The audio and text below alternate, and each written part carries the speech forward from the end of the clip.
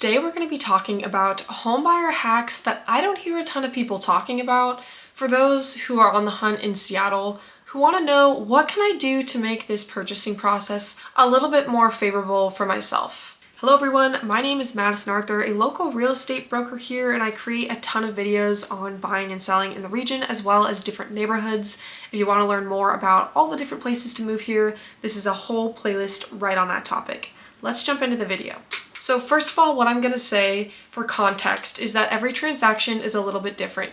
If you're going for a home against a lot of other buyers, you're not going to have as much wiggle room with what you can do for yourself when it comes to negotiating and leverage. So in these certain situations we're going to be talking about today, it's going to be where you have a little bit more room to negotiate. You're the only offer on the table. So the very first number one recommendation that I have for you is to write your offer with seller credits instead of a higher purchase price. All right, so let's use a sample property. Let's say you're interested in a home that has been on the market for a while for $650,000 and you want to write an offer at, let's say, $640,000.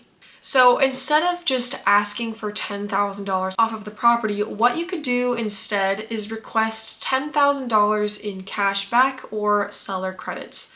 What this is going to do for you is have the seller cover some of the upfront costs at closing associated with purchasing your home, such as loan origination fees, title fees, and essentially anything that you're going to have to pay upfront. And what you can do is have this money go towards that instead of a fractionally less monthly payment, and it's something that I really recommend. Now, you could just ask for seller credits, or if you have enough negotiating power, you could also ask for a lower purchase price and some seller credits, a combination that can really help you ease your entry into home ownership. Now, one of the other things you can do, sort of on the same line of thought, is get some pretty good rate buy-down incentives from builders. So when a builder creates a development, there's a lot of inventory within their site that they need to sell, so they're going to oftentimes offer incentives to buyers to buy up their new product. So sometimes what they'll do is offer something like a rate buy down from 5% interest rate to 4% interest rate for a designated period of time. And that's really nice for you because it sort of cushions you as you first purchase the home. So that is something to look into if you are interested in buying new construction specifically. Now in Seattle, there are also two down payment assistance programs I wanted to mention.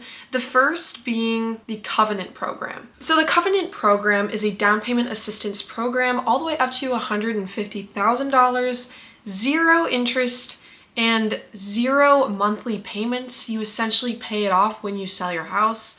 Now I know it sounds too good to be true, but I have to say it is very specific and there are a lot of requirements for those that qualify. It is for those who have full documented proof that prior to 1968, themselves or some family member was discriminated specifically in the housing market, and it is specifically tied to racial discrimination. So if you can find the proper documentation, this is a very powerful home buying program, and I don't think enough people know about it. The other qualification is that your income must be below the median for the area that you're planning to purchase the home.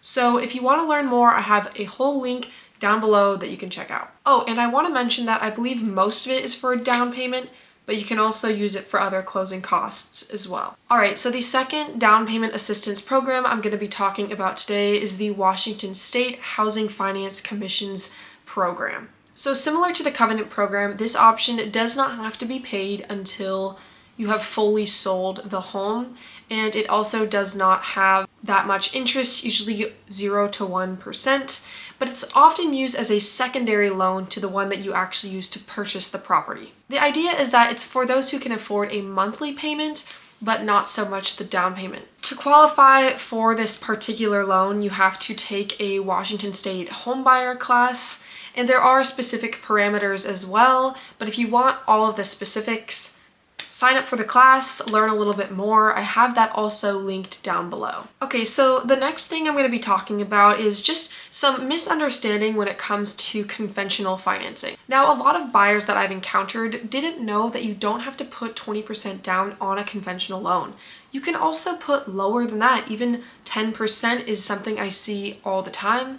Now, the only difference is that you're gonna have to pay a mortgage insurance on your loan if you're less than 20%. And that can sometimes be around a couple $100s per month. So if you're interested in paying a little bit less upfront, you might have to pay a little bit more monthly, but the option is out there and a lot of people don't really know that.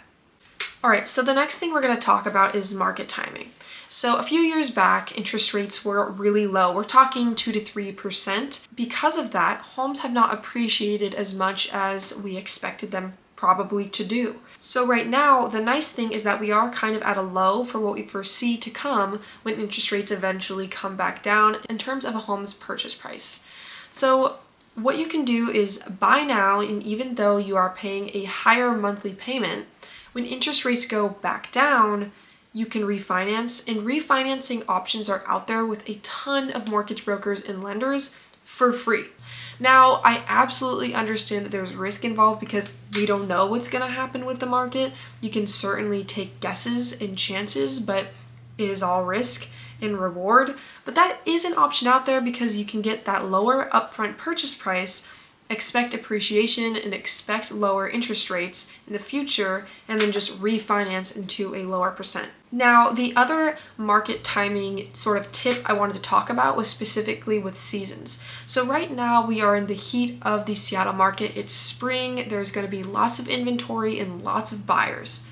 However, if you want to get a better deal and a better bang for your buck, buy in the off season. Summer, fall, late winter like January, February. The reason why is because there's not as many buyers and you can get some pretty good deals. Now, keep in mind you're going to have less options, but you are going to have a lot more power when it comes to negotiating, and you can do all of the things that I mentioned with the seller credits and more. Over the past, I'd say, few months, specifically from August through right about now, most of the buyers I've worked with haven't been in multi-offer situations, and we've put seller credits on every single home. So there really is a lot that you can do in the off season. You've got to start exploring that time. So those are my tips for today. Follow along because I create a ton more videos regarding the Seattle real estate market and home buying as well as selling process here. And if you're looking to do either of those things, let's connect. My information is linked down below. Thanks for watching. I'll see you for the next one. Bye.